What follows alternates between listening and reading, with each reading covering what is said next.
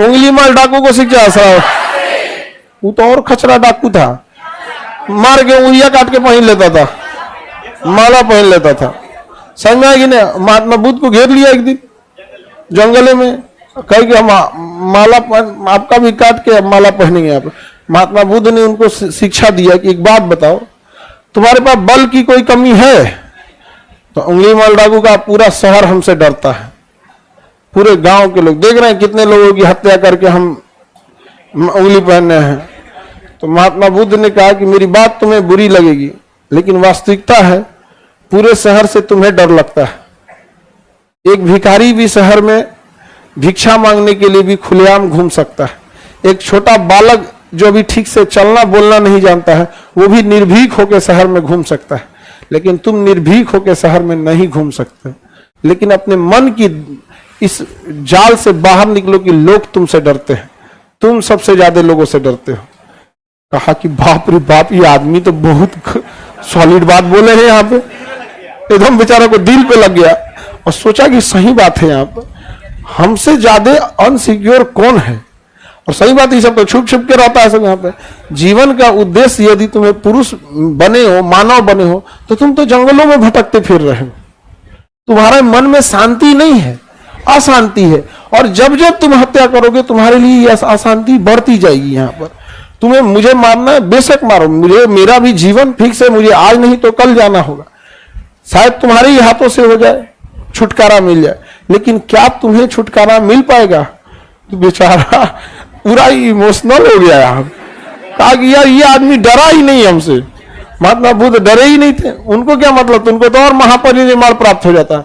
और बेचारा महात्मा बुद्ध के चरणों में गिर गया और उसको महात्मा बुद्ध ने शिक्षा दिया, माफ किए और शिक्षा दिए। बाद में उसे बौद्ध भिक्षुक में शामिल किए। बाकी सब डराई रहता था कब पलट मत जाए, कहीं ऐसा ना डायलॉग बोलने लगे, इन हाथों ने हथियार छोड़ा है, चलाना नहीं भूला। लेकिन बहुत अच्छा भिक्षुक हो गया हमें, नहीं समझा? उंगली मार, अब बिल्कुल सही है। दिल टूट गया होगा सर उसका। अच्छा, पहले के लोग भी समझदार होते थे। अभी का डाकू कहेगा ज्ञान मत बांटिए हमको। पहले का डाकू भी ना हमला करने जाता सोच समझ के जाता, अब तो दारू पी के जाता है। अब उसको समझाइएगा तो कहेगा बहुत बोलता है यार, इसको पहले निपटाओ। तो महात्मा बुद्ध ने उंगली माल डाकू को शिक्षा कहाँ दिया था? लेकिन हकीकत बात उसे महात्मा बुद्ध ने समझाया था कि बाबू तुम अशांत हो जाओगे, जितनी हत्याएं करोगे उतने अशांत होगा। वास्तविकता है क्रिमिनल लोग खुलेआम घूम पाएंगे। और एक चीज हमेशा याद रखिएगा, अगर आपने हथियार उठा लिया, हथियारे से मरिएगा। समझ में आ गया कि नहीं? हथियार उठा लेंगे, आपको भी हथियार से ही मारा जाएगा। ये इतिहास रहा है, आप देख लीजिए। चाहे ओसामा बिन लादेन को देखिए, चाहे अजमल कसाब को देखिए, चाहे नक्सल को देखिए, चाहे कश्मीर के उग्रवाद को देखिए, चाहे जहां भी देख लीजिए। जिस दिन आप हथियार उठा लेंगे, हथियार ही आपकी जान लेगा। कंफर्म है ये। आप किसी को देखिए, आप अपने एरिया में, आपके डिस्ट्रिक्ट में अगर कोई इस टाइप का गुंडा वगैरह होगा, देखिए दूसरा मार दिया होगा उसको। हाँ, तुम्हारे गांव में हाँ मरा जाएगा। हथियार की खराबी है, उठाने से पहले याद रखना।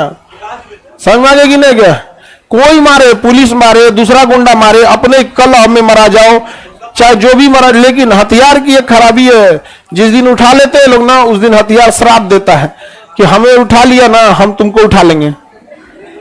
ये देखिएगा ये चीज, इसलिए सबसे बच बचा के रहिएगा। आप लोग यंग एज में, अभी बिहार बर्बाद हो गया इसी सब के चक्कर में। समझा कि नहीं? 2000 का कट्टा ले आके मारता है, 4 गोली के बाद कट्टा का मुंह फट जाता है। कट्टा में दम थोड़े होता है। वो अलग बात है कि दहशत फैलाने के लिए ठीक ठाक होता। हाँ, बिहार में 99% वही लेके घूमता है, नहीं समझा? कट्टा किसको दिखाएगा यहाँ पता है? कोई बेचारा ठेला लगाया है उसको, जानता है रे, हमको जानता है तुम। अरे तुम अच्छे आदमी नहीं हो, नहीं तो करंट अफेयर में तुम्हारी चर्चा होती। अगर तुम बड़े आदमी रहते तो तुम्हारी चर्चा हो ही रहती। टाइम्स मैगजीन के फर्स्ट पेज पे निकले रहते, फोर्ब्स में तुम्हारा नाम आया रहता है यहाँ पर। लेकिन तुम बकलोल हो। अब बेचारा एक दुकान लगा रहा है, ठेला लगा रहा है, वो क्या लड़ पाएगा तुमसे? और से देखा है, जानते हो यहाँ पे अब ठेला के बाद में वो सबकी टैक्टिस होती है। हम बिहार वाले इसी सब में बदनाम हुए। ठेला के बाद ठेला के पीछे जो दुकान लगा रहा था, अब उसके पास कहेगा